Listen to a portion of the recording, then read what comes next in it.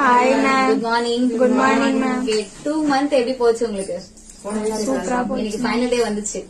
So first of all வந்து நான் class வந்து நீங்க என்கொயரி பண்ணும்போது நான் உங்களுக்கு ஒரு அஷூரன்ஸ் கொடுத்திருப்பேன். என்ன சொல்லிருப்பேன்? சோ 2 month கிளாஸ் கம்ப்ளீட் பண்ணி முடிச்சு நீங்க வெளில போனாலுமே ஆஃப்டர் 1 year 2 year எத்தனை வருஷம் கழிச்சு வேணாலும் நீங்க என்கிட்ட கத்துக்கிட்ட ஏதோ ஒரு கிளாஸ் உங்களுக்கு இன்கேஸ் ஃபியூச்சர்ல மறந்துருச்சு, எனக்கு இன்னும் கொஞ்சம் பிராக்டிஸ் வேணும், கொஞ்சம் எனக்கு ரிகால் பண்ண நல்லா இருக்கும் அப்படின்னு ஃபீல் ஆகும்போது நான் சொல்லியிருக்கேன். அந்த மாதிரி ஒரு சிச்சுவேஷன் வரும்போது நீங்க கண்டிப்பா ஃபியூச்சர்ல என்கிட்ட வந்து ஃப்ரீயாவே அந்த கிளாஸ் அட்டென்ட் பண்ணலாம்னு சொல்லியிருக்கேன். சோ கிளாஸ் என்கொயரி பண்ணும்போது நான் அந்த வார்த்தையை சொன்னேன். சோ பினிஷ் பண்ணும்போது நான் அந்த வார்த்தையை சொல்றேன். சோ கிளாஸ் முடிச்சதுக்கு அப்புறமா நீங்க கண்டிப்பா இப்ப எக்ஸாம்பிளுக்கு நீங்க ஒரு மேனிக்யூர் பெடிக்யூர் பண்ணிட்டே இருக்கீங்க, ஹேர் கட் பண்ணிட்டே இருக்கீங்க, இப்போ ஹேர் ஸ்ட்ரைட்னிங் அப்படின்ற ஒரு ட்ரீட்மெண்ட் வந்துட்டு உங்களுக்கு யாருமே வரல அப்படின்னா கிளைண்ட் வரவே இல்ல, நான் அதை அட்டன் பண்ணவே இல்ல, அந்த சர்வீஸே பண்ணல அப்படின்னு நமக்கு என்ன ஆயிடும்? கண்டிப்பா மறக்கிறதுக்கு வாய்ப்பு இருக்கு இல்லையா?